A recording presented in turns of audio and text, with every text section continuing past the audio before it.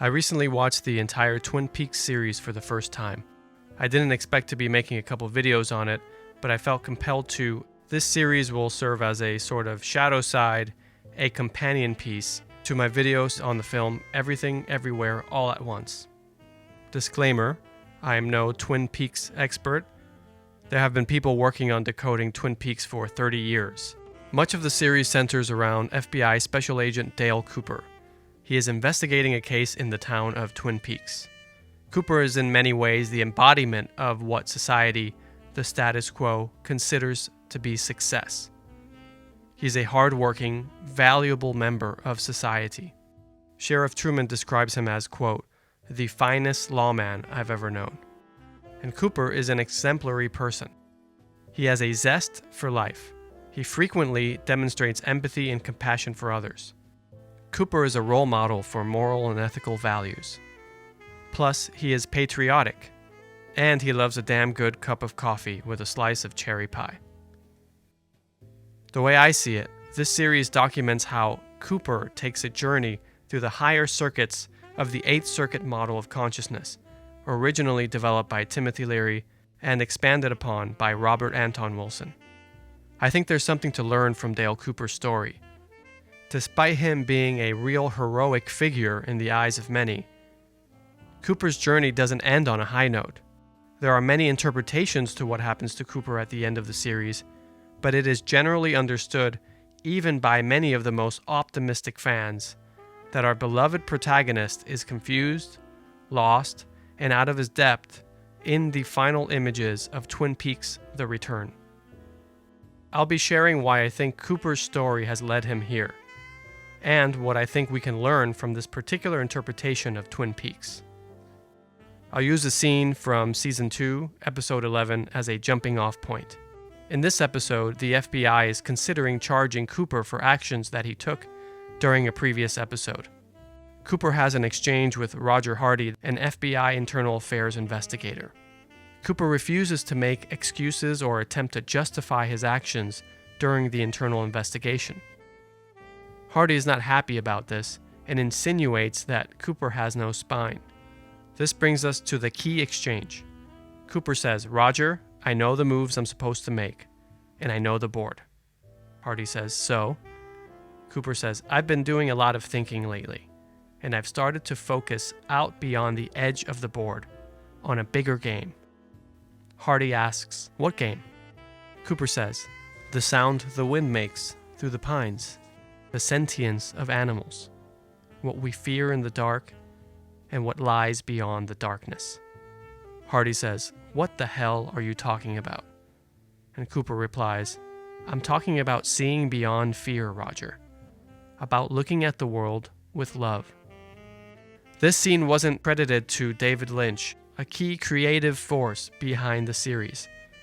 But in my view, it represents Lynchian themes very well. Lynch frequently makes allusions to the mysterious wind in the trees. As an advocate for transcendental meditation, he speaks often of consciousness expansion.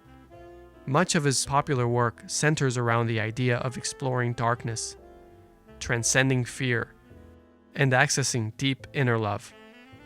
When I heard the exchange between Cooper and Hardy, I had to pause the show.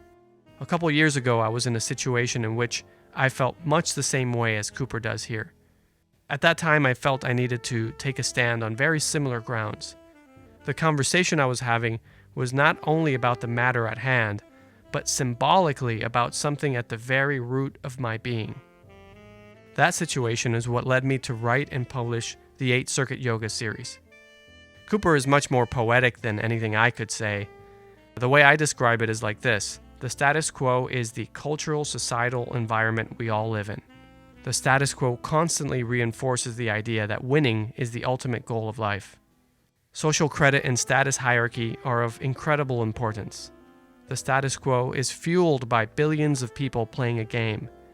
The goal of the game is to gain pleasure and comfort, and to avoid discomfort at all costs. This is often done by succeeding within status hierarchies or intoxicating oneself with various activities to reduce the sting of being low on the totem pole. We learn to manipulate people, objects, and situations. is more often than not a zero-sum game. I win, you lose. And we all do it. Some are better at it than others, and it often consumes their lives. Cooper knows the societal game. He knows the moves he's supposed to make, especially in this situation. But in this scene, he makes a fateful decision to focus his attention elsewhere. His experience in Twin Peaks has brought his attention to the edge of the board. I was disappointed to see that this powerful theme devolved into a silly cartoon later in Season 2, but I think the theme is still relevant to the rest of the series. The way I see it, the bigger game is about transcending the status quo, becoming aware of the different ways one's nervous system interacts with life. This can lead us to something that is easily overlooked, something hidden, the origin of Lynch's mysterious wind in the trees, the source of sentience, consciousness, and the source of deep universal love. Dale Cooper's story is the journey of an exemplary member of the status quo, someone who has seemingly mastered the first 4 circuits in the 8-circuit model of consciousness with an open, compassionate heart, who then begins to experience the activity of the higher circuits. At first, he does so with great success, but ultimately, he's overwhelmed by the powers he's dealing with. The 8-circuit model of consciousness is basically a metaphor. It's a map. It helps us, like a guidebook, to understand the different ways our human nervous systems interact with the world. I made some minor adaptations and adjustments to it based on my personal experiences and perspective and called it 8-circuit yoga. I'll walk through each of the 8 circuits and discuss how I think Cooper relates to each. Then, the farther we go up the circuits, the stranger things will get. The first circuit centers around one's default towards or away attitude to the world. We all have different modes and attitudes depending on the circumstances we find ourselves in. I personally believe each of us has a sort of default attitude to the world. This stems from what we can call programming from our body's genetic makeup, as well as experiences within critical windows of time in early childhood. Some believe that this conditioning starts even earlier, in the womb. The first circuit is the circuit most related to attachment theory. Some people have a predisposition for a default away state. Most of the time, they distrust the environment, or it takes them some time to acclimate to what's going on and feel comfortable. Cooper's default seems to be towards at the beginning of the series. He's pretty confident most of the time. He's inquisitive, socially open, and available to others. The second circuit has to do with social and physical boundaries and the role of basic emotions within social dynamics. This is the circuit where the basics of status hierarchy maneuvering is learned. As toddlers, we learn the basic social dynamics of family roles and status hierarchy games. Cooper seems to have a really healthy conditioning on this circuit. He's in control of his emotions, staying steady and cool even in the most stressful situations. Cooper doesn't seem to have a desire for gaining more status or power than he already has. And he doesn't seem to use his high status as a law enforcement agent to bully others. There's an episode where Sheriff Truman is ready to charge Ben Horne with murder. Cooper disagrees and tells the sheriff his opinion. Truman sticks to his guns, saying something like, "I cannot in good conscience let him go." Cooper immediately backs off. He says, "You're right, this is your backyard. Sometimes an outsider can forget that." Now, Cooper likely had an alternative plan for capturing the real murderer, but even so, backing down in that fashion to local law enforcement is not typically what we see FBI agent characters do in such circumstances. The third circuit is concerned with the intellect, how one uses linguistic abilities and rational thought to gather, store, process, and communicate information to others. Third circuit activities are linear, activities like reading, arithmetic, computer programming, running a methodical step-by-step investigation. Cooper's third circuit intellectual skills are sharp. As the third circuit develops, one becomes more and more bound to the concept of time and timekeeping. Our personal and society history becomes important to us. we become bound to a linear experience in which the past creates the future. Causality. In the third circuit, we begin to form a persona, a social mask that's comprised of who we think we are. Cooper's persona is closely tied with his image as an FBI man who helps others and fights for justice. The fourth circuit is concerned with the social, sexual roles we play in adolescence and beyond. This circuit is concerned with the behaviors we express in social relations, as well as those we choose to repress in order to keep our societal roles, our personas, intact. As we enter puberty, our bodies develop into sexual beings, and our societal persona crafted in Circuit 3 begins to calcify. Often, the roles we take don't allow us to accept the carnal desires of the body. These usually don't mesh well with societal expectations. This, more often than not, leads to tension within the body. Many neuroses and health disorders may have their origin in this constant state of tension. There's a scene in which Cooper finds a beautiful 18-year-old high school student naked in his bed, in contrast to other lecherous male characters in the series who profit off of the use and abuse of vulnerable young women. Cooper turns her down. He says, "Audrey, you're a high school girl. I'm an agent of the FBI. When a man joins the Bureau, he takes an oath to uphold certain values. Values that he's sworn to live by. This is wrong, Audrey. We both know it." She asks if he wants her to leave. Cooper pauses and tells her, "What I want and what I need are two different things." This exchange is Circuit 4, right on the nose. Cooper understands his social, sexual role very well and will live up to it despite what his body tells him. He tells her quite compassionately, "What you need right now, more than anything else, is a friend." He leaves, asking her to meet him downstairs for a snack and a wholesome heart-to-heart talk as friends. Cooper eventually begins to fall in love with Annie, who works at the diner. Their scenes together allow us to see Cooper's romantic side, and he recognizes how his unrealized longing for an intimate relationship had been affecting his life. Cooper shows great care and respect for his friend and colleague Denise, who has recently transitioned from male to female. Cooper is obviously open to social, sexual, gender role fluidity. Circuit 4 is also the circuit of social cliques, which are often centered around one's social, sexual persona, like high school cliques. Cooper seems out of his element at Twin Peaks at first, but he's quickly invited to the Bookhouse Boys, the town's secret society. But even with all of these positive things, Cooper's armor does seem to crack here. Towards the end of the original series run, we learn that Cooper fell in love with a colleague's wife in the recent past. Her husband, Wyndham Earle, killed her. Cooper had been haunted by this event ever since, and this tragedy will play a role in the high strangeness that's to come. These first 4 circuits that I've just covered comprise what I call the status quo. The status quo is our everyday game playing within so-called civilized society. According to the 8-circuit model, our social game-playing strategies come about from one's basic genetics and the imprinting or programming on one's nervous system at each of the first 4 circuits. It's generally assumed that one's overall persona is sort of hard-coded in after adolescence, kind of like the character of James. Poor James.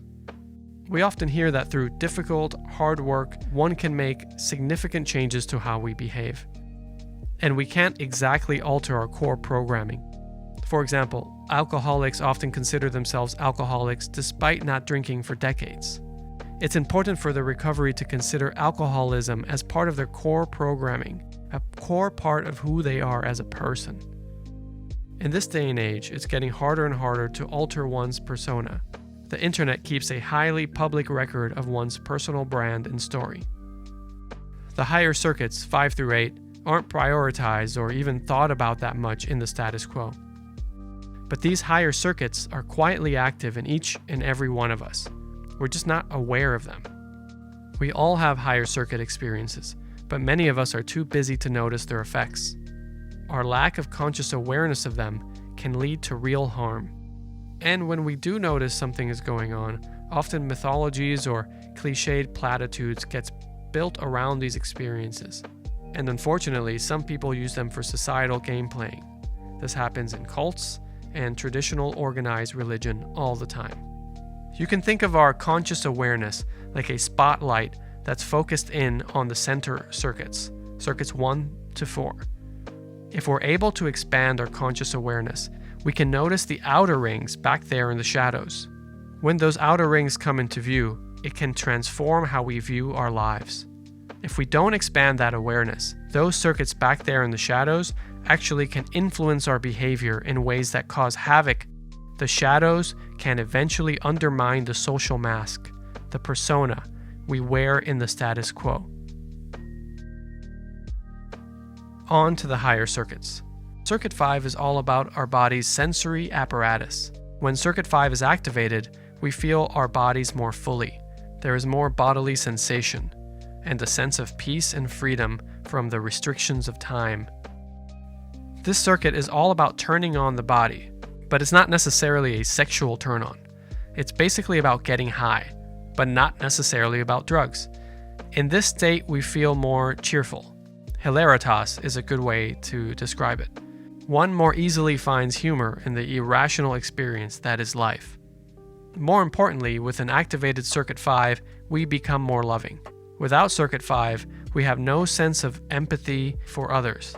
In the status quo, love is usually treated as some conditional bargaining chip to be used in win or lose game-playing situations. This is the source of much suffering in the world. The sense of peace, love, and care that comes from Circuit 5, which, by the way, equates to the heart chakra or sacred heart from some traditions, is quite different from status quo love. Cooper demonstrates this sort of kindness and empathy throughout the series. The most striking example to me is the compassion and care that Cooper shows to a dying Leland Palmer, who repents for his unspeakable crimes. In my 8-Circuit Yoga series, I give a lot of examples of how Circuit 5 is commonly activated, but Cooper knows my recommended method for activating Circuit 5 in a healthy, stable way. He has a sitting meditation practice. Circuit 6 is where one can alter conscious awareness to the point of accessing imaginal realms. Here one meets and communicates with entities that are hallucinatory and disembodied, but also seem to be autonomous. They may even share information that the experiencer wasn't consciously aware of. Circuit 6 is basically the Jungian unconscious mind. This sounds wacky, but almost everyone has encountered Circuit 6 entities. It happens to most of us when we dream. The entities that you meet in your dreams aren't consciously controlled by you. They behave in seemingly autonomous ways. Jung's exploration of his own unconscious mind led him to conclude it is possible to engage these entities with a greater sense of awareness. These explorations can lead to understanding oneself and one's existence in meaningful ways. In some cases, these encounters can lead the way to transcendent divine experiences. In others, they can lead to confusion or even madness. Some people use psychedelic drugs for the purpose of accessing Circuit 6 experiences. These drugs are powerful and can be helpful in some circumstances, but they are not necessary for Circuit 6 experiences. They can sometimes actually be harmful and disruptive to accessing this realm in a safe and healthy manner. Ecstatic states induced through physical exertion, such as ritual fasting, dance, and sex, can help one make contact with such figures. Jung himself made contact through a practice he called active imagination. I do want to share an experience that I had. I was in the back of a taxi cab. The driver was speeding down a hill on a moonlit night. As I looked out the window, suddenly I realized, oh my God, I'm dreaming, and I'm awake in the dream. It didn't change the experience of the dream, it just kept going. I was looking out the window, enjoying the view. The moon was shining down on houses as we kind of sped through. Then we arrived at a pier, and the older taxi driver parked the car and told me the fare. I gave him my entire wallet full of cash, and I said, "Here, this is for you." He refused, saying no, and I pleaded with him to take it. I told him, listen, I'm dreaming. I'm not going to be here for long. You take this and use it. I don't need it. I'll be gone soon. I still think of that taxi driver often, and in my first-person subjective experience, he was just as real as anyone I've met briefly while traveling. Is he real? Well, in some sense he is. The unconscious realm is where most of us encounter the play of Jungian archetypes. In the 8 Circuit Yoga series, I go into this in detail, but I need to go into it here a little bit because Circuit 6 entities and archetypes are critical for understanding what I think is going on in Twin Peaks. Jung's concept of archetypes, as commonly understood and used in everyday language, I think is a misunderstanding and oversimplification. The theory is something like within our minds, within our psyche, we could find patterns that resemble a sort of matrixed structure creating nodes. These can be understood like structural blueprints for the psyche. This is also an oversimplification, but maybe a more accurate one. These structures operate like centers of energy and power that cannot be accessed directly by our human awareness. So, to the human mind, these archetypes represent themselves as images and ideas that are shaped and colored by our cultural upbringing. The images in which the archetype represents itself is dependent of the context in which the human being lives in. A knight and a samurai are often called archetypes. That's not exactly right. It's more like they are archetypal representations of the same archetype. They are representations of that same node area or blueprint structure within the unconscious mind. Now that sounds pedantic, but the distinction is important. Star Wars introduced us to a new representation of this archetype with the Jedi Knight. But it was in essence the same archetype being represented. As Jungian Marie-Louise von Franz explains, archetypes are basically untouchable directly. Perhaps these powers are too raw, and the shock would be too great to bear. The archetypes seem to be the incredibly potent scaffolding that structures all conscious experience of the world, both experiences in the psyche as well as experiences in the physical world. When we turn our attention and conscious awareness towards the archetypes and the representations, we sense energy. When we get really close, we sense a divine-like power called the numinous. Cooper says something in the series that describes it well. This is a source of great power, far beyond our ability to comprehend. Cooper encounters a whole host of Circuit 6 entities. These encounters happen in visions, dreams, and through possessed channelers, and through the oracle figure Margaret the Log Lady. Cooper meets the giant, also known as the fireman, Mike and Bob, who seemingly can possess human beings, the man from another place, and the evolution of the arm. And in fact, 2 of these entities greet each other with hallelujah, as if they know their own divine-like power, their own numinosity. Cooper also meets entities that look like various people, including himself. These are classic Jungian shadow entities, figures that represent undesirable and sinister characteristics. These are aspects of one's human experience that are covered up by the persona, the mask that is our social-facing personality. It's my view that Cooper's entire higher circuit journey revolves around how he engages with the Circuit 6 entity that is Laura Palmer. Laura is presented as a flesh and blood person initially, but similar to how we encounter dream versions of people we know in waking life, Cooper encounters Laura in a dream, and Laura becomes a Circuit 6 entity within Cooper's psyche. As the series progressed, it seemed to me that Laura Palmer became more and more an obvious representation of what Jung called the Anima. And I'll have much more on this in part 2 of the series. This first visit to the Red Room is reminiscent of Jung's otherworldly encounters in the realm of the unconscious. These were documented in his cryptic Red Book. Jung specifically associates entry into the unconscious realm with the concept of disappearing into forests. There is an exchange with Annie leading up to Cooper's entering of the Red Room, that is very much in line with the commentary that Jung makes. According to Jung and Marie-Louise von Franz, the forest represents the unconscious mind in a way that's not purely psychic, or can we say is purely physical. It's an in-between realm which is still very little explored. And that sounds a lot like the mysterious lodges found in the forests of Twin Peaks. And this is where we need to talk about Circuit 7, where mind and matter, the psyche and the physical, the imaginary and the real are experienced as two sides of the same coin. There is no difference here between events in one's inner world and one's outer world. They flow in and out of each other, and they influence one another. When one's Circuit 7 is activated, the world seems more like a narrative. Events around us seem less literal and more metaphorical, like a symbolic work of art.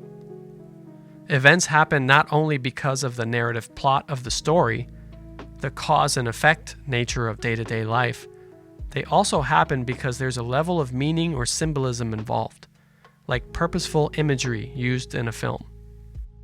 This is the circuit of Jungian synchronicities. Events that don't seem to be related by cause and effect, by causation. Instead, notable events, and perhaps even all events that happen in the physical world, are also related through subjective meaning. Circuit 7 is essentially magic. An experience of an activated Circuit 7 can lead one to conclude that there is no objective physical world. Circuit 7 is the circuit of apports, physical items such as rings or keys that seem to appear and disappear from nowhere. Reality is not solid. It's malleable, like a metal that can be bent and shaped through the application of heat. Tapas is the name some traditions use to refer to a spiritual fire that purifies. In some Christian traditions, those who find themselves in limbo after death must be purified by a cleansing fire, a spiritual fire. Deputy Hawk tells Cooper that every spirit must make its way through the Black Lodge, the underworld, on its way to perfection. To me, this is the cleansing spiritual fire that is referred to in the mysterious poem made so famous by the show. Through the darkness of future past, the magician longs to see one chance out between two worlds. Fire, walk with me. The journey Cooper is on leads him to become the poem's magician. The man from another place gives Cooper just a taste of what this magic can do, manipulating the state of Cooper's coffee by simply rubbing his hands. In the description, I linked to a video that I made some time ago discussing how the states of water can serve as a helpful image for the mystic. And I think those ideas are important to understanding what happened to the character of Philip Jeffries. Cooper's initial approach to his Circuit 6 and Circuit 7 experiences is to use them as opportunities to solve the crime. They are investigatory techniques for him. When he first dreams of the Red Room and meets Laura, he tells Truman, "Harry, our job is simple. Break the code, solve the crime."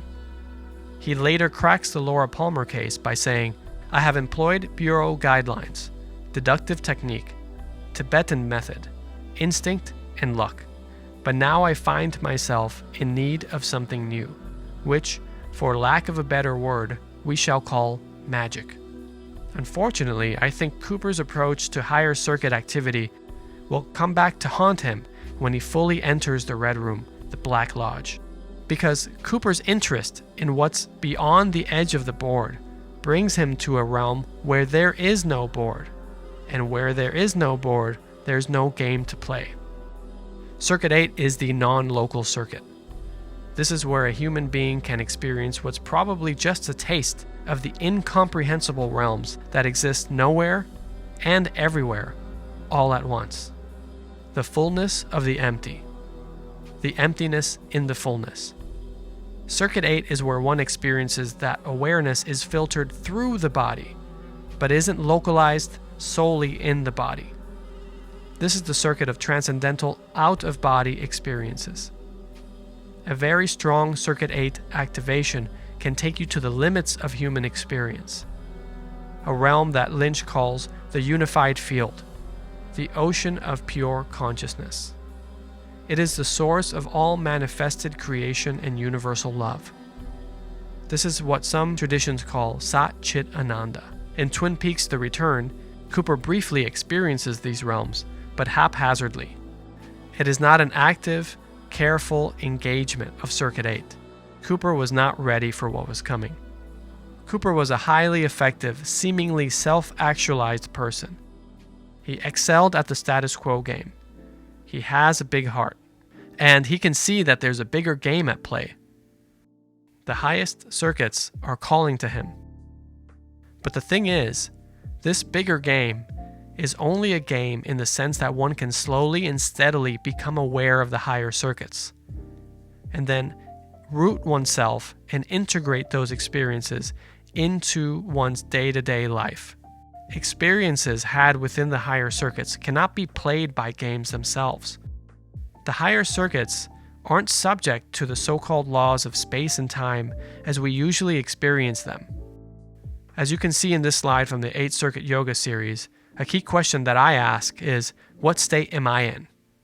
I carefully use regular Circuit 5 activations to spend less time dominated by the robotic, often toxic, programmed behaviors shaped by the status quo. The objective of this game is to spend as much time as I can with Circuit 5 open and active, with a loving heart. This allows for higher circuit experiences to arise slowly and steadily. But one isn't carried away into them necessarily or totally overwhelmed, because we're tuned into the body and we are exploring these experiences with a loving heart. Slowly and steadily, one can get there. Many people attempt to stay in the higher circuits permanently and try to avoid having anything to do with the status quo. This is enlightenment or bust. I personally think these folks are taking a big risk. One can easily become unbalanced and untethered. The lower circuits are part of the human experience. As long as there is a human body, it should be respected and used appropriately. Without the lower circuits, we'd go through life listless and impaired. Or worse, we could trigger serious mental health issues as the physical world melts into an increasingly esoteric, mythological fable. I think it is more helpful to allow in Circuit 6 through 8 experiences as they come about naturally. We can treat them with respect, care, deference, and, importantly, humility when they do occur. When living with our attention solely focused on the status quo, in the bluish area, we are consumed by social games, and those social games are fueled by a fear of loss and fear of the unknown. Fear reigns supreme. When spending our lives with an active Circuit 5, a loving open heart, and the body's sensory apparatus turned on, we're in the pinkish area. A sense of faith, a trust, in the fullness and potential of life can arise organically. Another way to look at it is whether or not you've got this colorful display of all circuits going, or whether your conscious awareness has been sucked into status quo game playing to the point where the higher circuits are in the dark, back in the shadows. In Twin Peaks: The Return, I think we can see what happens when this balance is lost. There's plenty of great analysis out there about how Cooper's persona is split into two halves, so there's no need or use for me to get into too much detail here, but I do want to cover the overall idea. Dougie Cooper is basically the embodiment of the good within Dale Cooper, and Mr. C is the embodiment of the undesirable and sinister shadow aspects. I think Dougie and Mr. C are instructive in understanding what happens if we haven't harmonized all of our circuits. Mr. C is pure status quo. His life is centered around winning the various games he has going on. He refuses to go back to higher circuit realms. Abuse of others and violence are his modus operandi. He kills his own son with zero remorse or emotion on his face. His Circuit 5 might as well be non-existent. Then you have Dougie. Dougie is super activated on the higher circuits and functions just enough on the lower circuits to get through the day. He's go with the flow to the max. He has zero ambition or desire. He is propelled only by the activity of the people around him and the intuition coming deep from the higher circuits. He's as close to a pure, spiritual human as one can get, pretty much fully in the Tao. Dougie reminds me of a story that Jung heard from Richard Wilhelm, who lived in China for 25 years. There was a village suffering from severe drought. It was a calamity, and people were desperate. The Europeans there didn't know what to do. The traditional Chinese there said, "We will fetch the rainmaker." And from another province, an old man appeared. The only thing he asked for was a quiet little house, and there he locked himself in for 3 days. On day 4, clouds gathered, and there was a great snowstorm, which was rare for that time of year, and it was an unusual amount of snow. The town was so full of rumors about this wonderful rainmaker that Wilhelm went to ask the man how he did it. And the rainmaker said, "I did not make the snow. I am not responsible. See, I come from another country where things are in order. Here, they are out of order.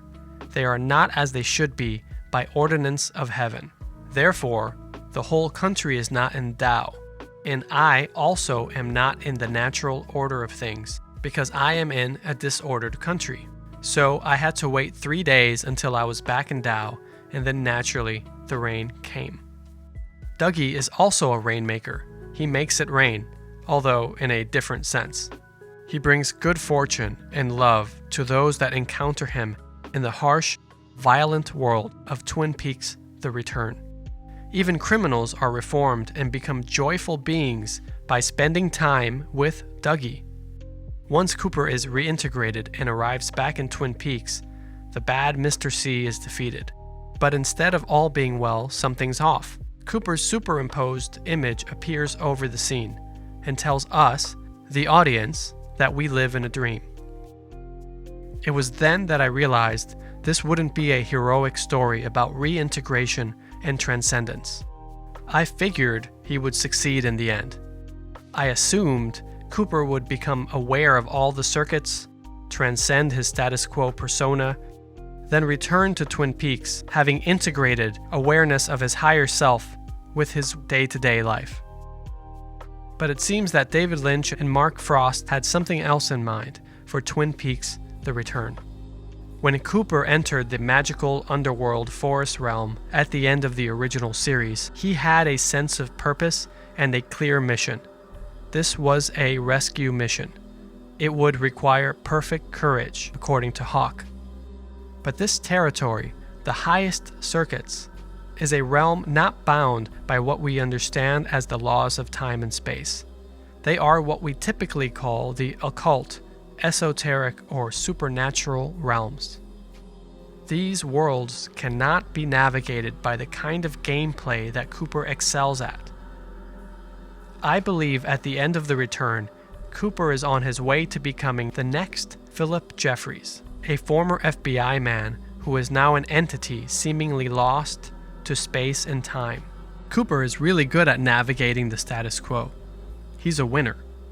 Slowly but surely, Cooper's adventures in Twin Peaks take a role model of a man into incomprehensible realms of darkness and confusion. When he takes the plunge and fully immerses himself in the higher circuits, it becomes clear that he's way in over his head. It is folly to think that you can break the code, solve the puzzle in a neat and tidy way.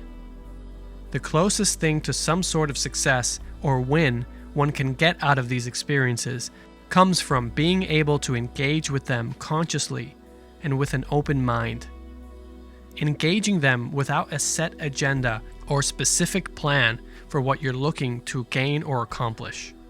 If you have a general intention to seek out truth, to humble yourself, surrender to greater powers, you might be lucky enough to experience some divine grace of some kind. There are other characters in the series that have experienced divine grace, and it is possible to find that grace in the higher circuits. Unfortunately, Cooper isn't one of them. Experiences of divine grace can serve as a seed. When you return to the status quo, you can root yourself to the tree that grows from that seed. The tree's branches become your renewed outlook on life, and new behaviors are its leaves. It is possible to then live in a way that honors life as a wholeness, a totality, without separating the light and the dark, without always trying to win. One can begin to see life as a rich tapestry of interwoven inner and outer events, like a Klein bottle, in which the outer and the inner fluxes in and out of itself. The world can be experienced as a magical paradox. Cooper wanted to look beyond fear and into darkness. He was excited and curious. Even just an hour before entering the Red Room, Cooper was still behaving like an intrigued schoolboy. Cooper was a mystic warrior, a concept introduced earlier in the show. He would step into the mysterious Black Lodge. He would rescue Annie, the so-called queen, from the clutches of a murderer and a coterie of evil ghosts. He'd walk through the curtains, pull her out, and land back into the woods safely. Except that only happens in the Twin Peaks commercial for Japanese coffee. Things don't go nearly as well in the actual series. This quote by Jung describes what Cooper faces in the Black Lodge. The darkness which clings to every personality is the door into the unconscious and the gateway of dreams, from which those two twilight figures, the shadow and the anima, step into our nightly visions. He is haunted by the anima, representing itself as the various women Cooper cares about. The anima is hurting and wounded. She lashes out with a scream. Soon after this disturbing experience, he is attacked by figures that represent his own shadow. His murderous, maniacal FBI colleague Wyndham Earle, and a doppelganger, double of himself. He literally runs away in fear. These figures represent all the unwanted traits that Cooper has repressed in himself and failed to come to terms with. Every personality, every persona represses certain aspects of the human being that are undesirable. Cooper's story initially ended with the cancellation of the original television series in the early 90s. Cooper's shadow was about to run amok in the world, while the rest of his consciousness remained stuck in the Red Room. 25 years later, fans got to see what happens next. The narrative of Twin Peaks: The Return is complex and can be interpreted in many different ways.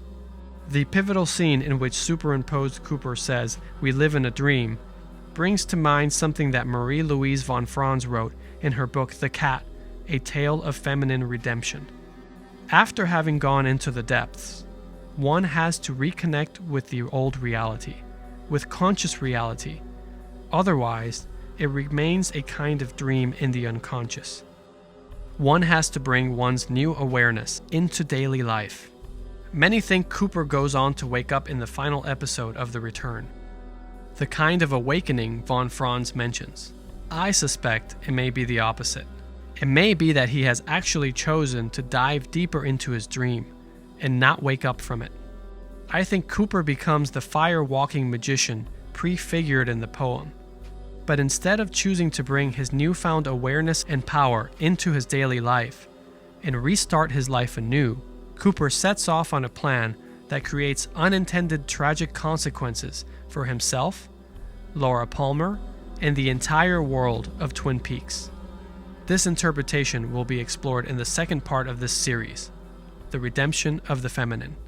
Thanks for watching. Bye for now.